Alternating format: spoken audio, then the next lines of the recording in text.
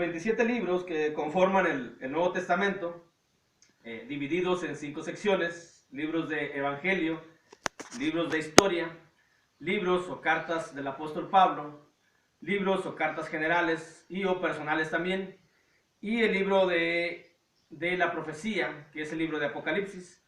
Hoy iniciaremos con lo que son las cartas del apóstol Pablo, conocidas como las cartas paulinas. Esta es la tercera sección de la manera en cómo está acomodado el Nuevo Testamento.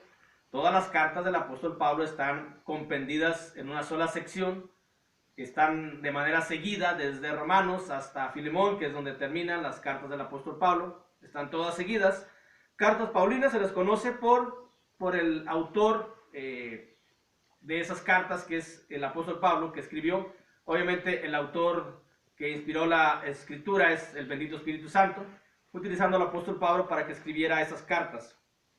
Esta es la tercera sección, y las cartas del apóstol Pablo son la carta a los romanos, la primera y segunda carta a los corintios, luego tenemos la carta a los gálatas, a los efesios, filipenses, colosenses, primera y segunda de tesalonicenses, primera y segunda de Timoteo, y Tito y Filemón.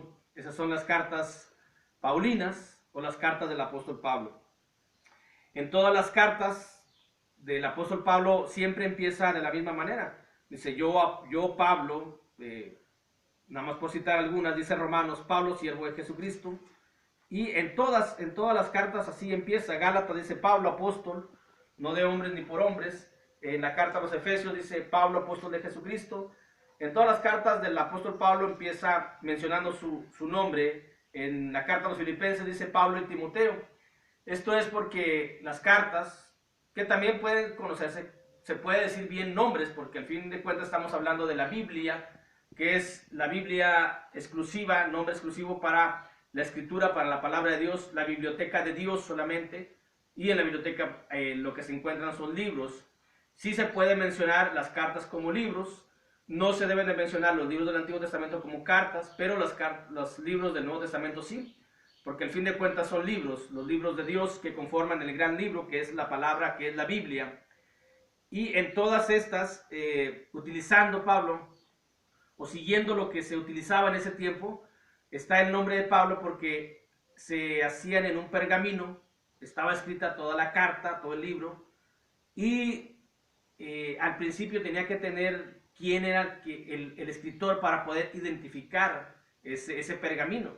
Por eso siempre empieza Pablo, apóstol de Jesucristo, Pablo y Timoteo, Pablo, siervo de Jesús, y está siempre su nombre para identificar que era una carta, una epístola del apóstol Pablo, y poder leerla ante toda la congregación a quien iba dirigida, y luego se repartía como una carta circular, como un libro circular, se repartía entre todas las congregaciones, que el apóstol Pablo en sus viajes, en su trabajo de evangelismo, había formado, había organizado por diversas partes del mundo en ese tiempo. Pablo se conoce también como Saulo, Pablo gentil, Saulo judío. No se establece realmente cuál fue la situación del cambio de nombre. Pueden ser factores como que tenía los dos nombres, porque tenía las dos nacionalidades, era ciudadano romano también. Tal vez dentro de la ciudadanía de los romanos tenía el nombre de Pablo, y de la ciudadanía de los judíos tenía el nombre de Saulo. Como alguien que viva en México y Estados Unidos le cambia el nombre de acuerdo a la pronunciación, Pablo y Saulo. Eso pudiera ser un motivo. La otra sería que sus padres pues realmente le pusieron los dos nombres, Saulo, Pablo. Y la otra que pudiera ser, no hay algo claro para poder decir por eso se le cambió el nombre, ¿no? Simplemente por lo que encontramos en la escritura, que Pablo dice que él era ciudadano romano, por eso mencionamos que tal vez en la ciudadanía de los romanos tenía el nombre de Pablo, y con los judíos tenía el nombre de Saulo, o tenía los dos nombres desde nacimiento, Saulo y Pablo, o adoptó ese nombre por el primer converso que tuvo en su primer viaje. Dice ahí la carta, el libro de los Hechos, en el capítulo 13, cuando vemos el primer viaje misionero de Pablo, y dice el versículo 6 en adelante, y habiendo atravesado toda la isla hasta Pafos, hallaron a cierto mago falso, profeta judío llamado Bar Jesús, que estaba con el procónsul Sergio Paulo. De aquí pudo haber tomado Pablo ese nombre, adoptar ese nombre.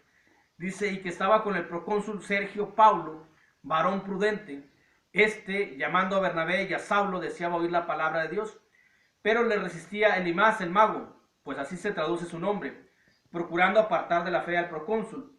Entonces Saulo, que también es Pablo, lleno del Espíritu Santo, fijando en él los ojos, dijo: oh, lleno de todo engaño y de toda maldad, hijo del diablo, enemigo de toda justicia, ¿no cesarás de trastornar los caminos rectos del Señor? Aquí vemos el cambio de nombre en esta escritura, en Hechos.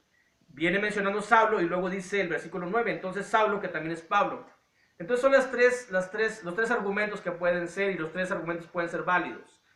Que tenía los dos nombres por las dos ciudadanías, o tenía los dos nombres de nacimiento, sus padres se los habían puesto, o había adoptado ese nombre como recordatorio del primer converso que había tenido en su primer viaje, en su primer misión, en su primer evangelismo. Y obviamente pues era una persona, un varón reconocido, era un procónsul, y tal vez de ahí obtuvo el nombre o adoptó el nombre de Pablo, que estaba con el procónsul Sergio Paulo, y tal vez de ahí adoptaría ese nombre, como recordar, como que ese nombre le recordaba su misión, como que ese nombre le recordaba que a lo que tenía que hacer, a lo que tenía que trabajar, y de alguna manera se sentía contento, satisfecho de que por su trabajo evangelístico pues ya había tenido un converso, ya había alguien que se había convertido a la fe de Jesús, y pudo haber adoptado eso. En la actualidad hay muchas personas que les ponen nombre a sus hijos reconociendo la labor de un jugador, de un escritor, de alguien, de un cantante, de una película, y con ellos se identifican con el nombre que les ponen a sus hijos, o adoptan esos nombres también.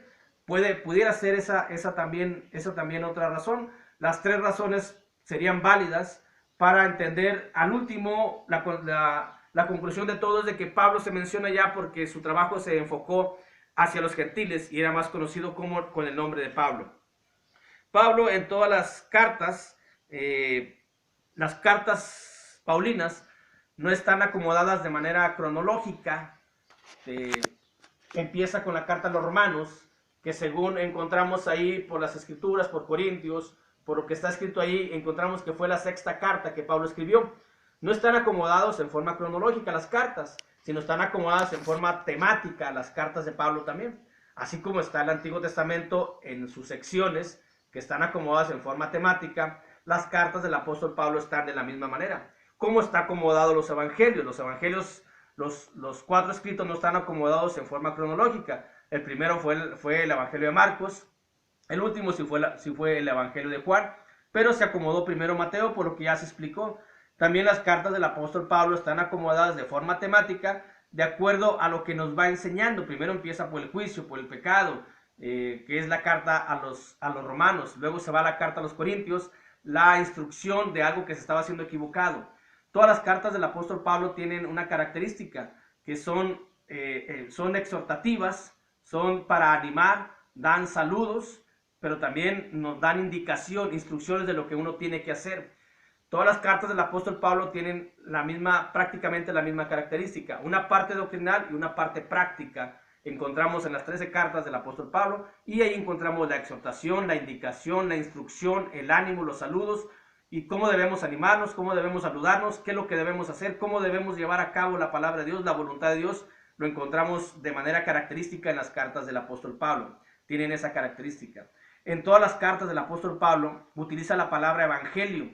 Solamente en la carta de Tito no, pero en todas vemos la palabra evangelio, evangelio, evangelio, que era su misión: evangelizar, anunciar el evangelio de nuestro Señor y Salvador Jesucristo. Así es como de una síntesis de lo que significa este compendio, esta sección de las cartas paulinas. Algunas características vemos cómo es, y todo eso nos debe de ayudar, todo eso nos debe de servir para un mayor entendimiento de la escritura, para una mayor comprensión y de alguna manera entender por qué ese cambio de nombre. Por eso hemos mencionado estas cosas. El día de mañana empezamos pues con lo que es la primera carta del apóstol Pablo, que es la carta a los romanos. Dios los bendiga.